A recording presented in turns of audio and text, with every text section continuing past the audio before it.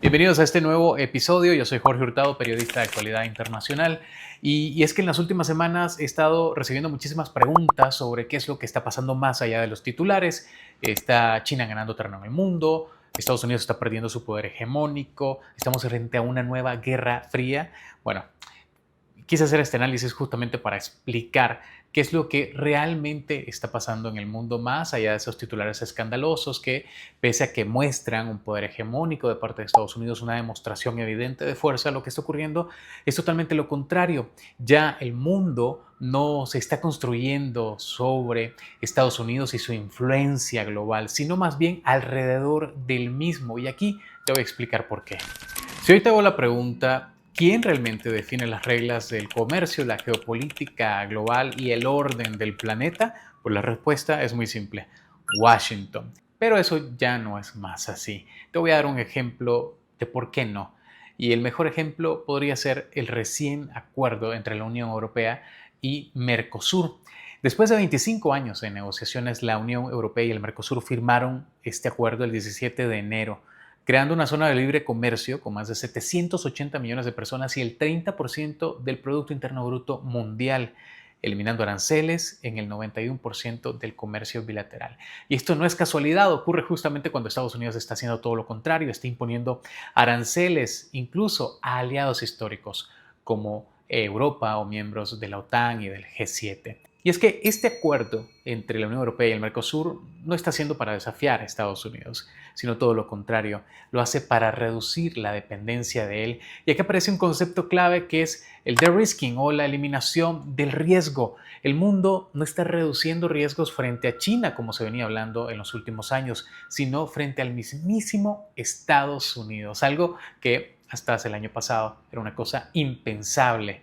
Porque, seamos sinceros, hoy realmente el problema no es el tamaño, el auge, el desarrollo de la economía estadounidense, sino más bien su imprevisibilidad. Un reporte reciente de Pew Research Center, realizado en 24 países, mostró que más de la mitad de los encuestados en 19 de estos países dijeron no confiar en el liderazgo de Donald Trump en los asuntos internacionales. También hablaron de poco o ninguna confianza en la capacidad de Trump para manejar asuntos como la migración, la guerra entre Rusia y Ucrania, las relaciones de Estados Unidos y China, los problemas económicos mundiales, los conflictos en Medio Oriente y también el cambio climático. Ahora vayamos a otro de los pilares que actualmente está en discusión en el orden mundial y es el poder de fuego. Es indiscutible, Estados Unidos sigue teniendo un gran poderío militar, el más grande del mundo probablemente, pero el control de la fuerza hoy en día ya no garantiza el control del sistema. ¿Por qué? Porque incluso aliados históricos como la OTAN o Europa hoy día están siendo tratados como clientes transaccionales, alguien con los que si un día me servís vas a estar conmigo, si otro no, pues te saco de la ecuación. A mediados de enero, Trump anunció aranceles del 10%, subiendo el 25% en junio a 8 aliados de la OTAN, a Dinamarca, Reino Unido, Francia, Alemania, Noruega, Suecia, Países Bajos y Finlandia. Esto para presionar por la famosa adquisición de Groenlandia. La premier danesa Mette Frederiksen lo llamó chantaje inaceptable, aunque los líderes hablaron de un principio de acuerdo, o sea, que el tema teóricamente está resuelto. Todavía hace falta mucho en este desarrollo de la imprevisibilidad que estábamos hablando de parte de las decisiones que toma Trump hoy en día con la economía estadounidense y también que tienen sus implicaciones en la economía global. Este hecho rompe una regla que no está escrita en el orden mundial. A los aliados no se les sanciona o no se les trata como si fuesen enemigos. Y básicamente eso es lo que ha hecho Donald Trump en los últimos días. Tratar, imponer aranceles para presionar, para conseguir concesiones, aliados históricos, no solo en América Latina, sino también en Europa, a otras potencias mundiales como Alemania, Francia. ¿Para qué? Para conseguir sus objetivos. Y cuando eso ocurre, los países pues no se rebelan, no se van en contra de ellos, pero sí comienzan a diversificarse. Y eso es lo que está haciendo ese nuevo orden mundial del que les estoy hablando. Aquí les explico cómo. Canadá es un ejemplo clave de esto. Históricamente el 75% de sus exportaciones van a Estados Unidos. Eso es dependencia estructural.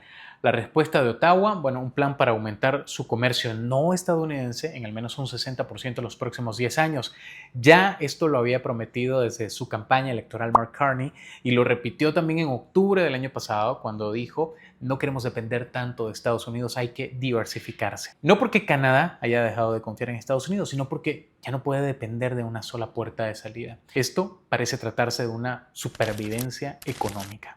En Davos, este encuentro de líderes globales, el discurso de Mark Carney fue uno de los más ovacionados, también uno de los más virales y comentados en redes sociales. ¿Por qué? Bueno, puso sobre la mesa algo que en muchos foros internacionales se evita decir en voz alta.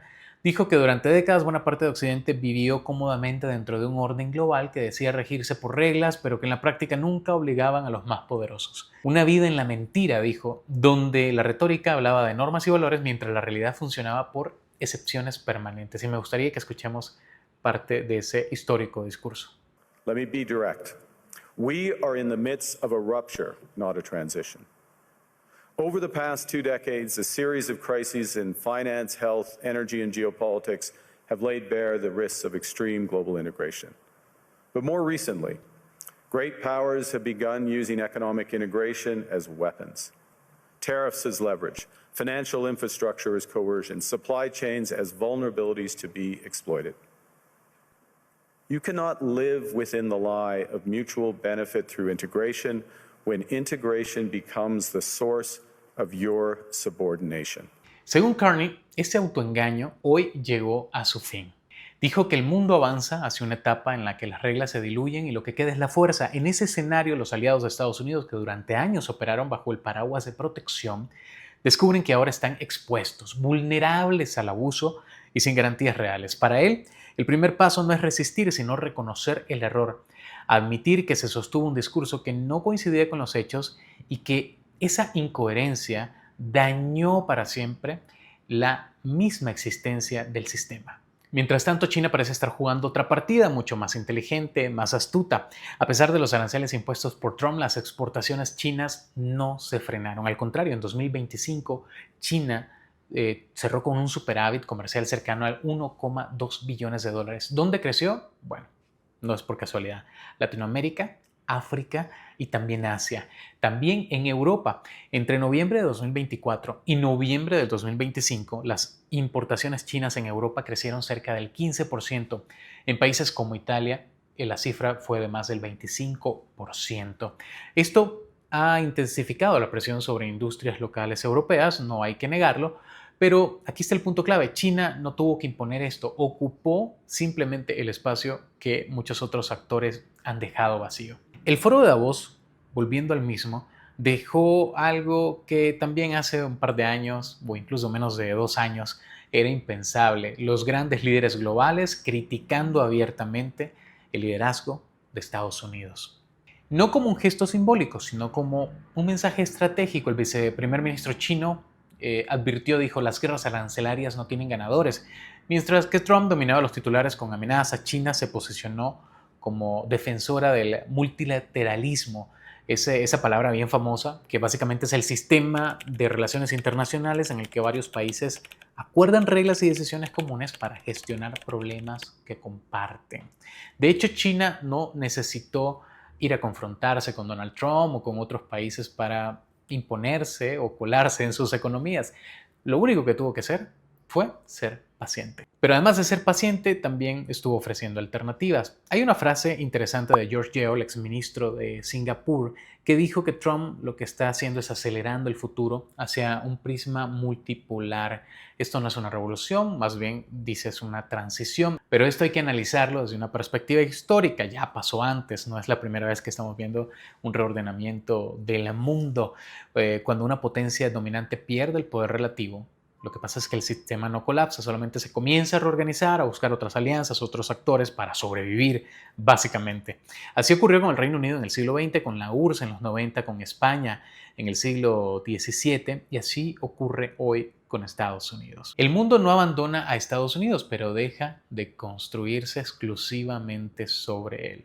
No estamos tampoco en una guerra fría clásica. Hoy no hay muros ni bloques cerrados como se vivió hace algunas décadas. Estamos entrando a una especie de guerra comercial con dos grandes polos. Por un lado, Occidente, liderado por Estados Unidos, y por otro lado, Oriente, liderado mayormente por China y en menor medida por Rusia.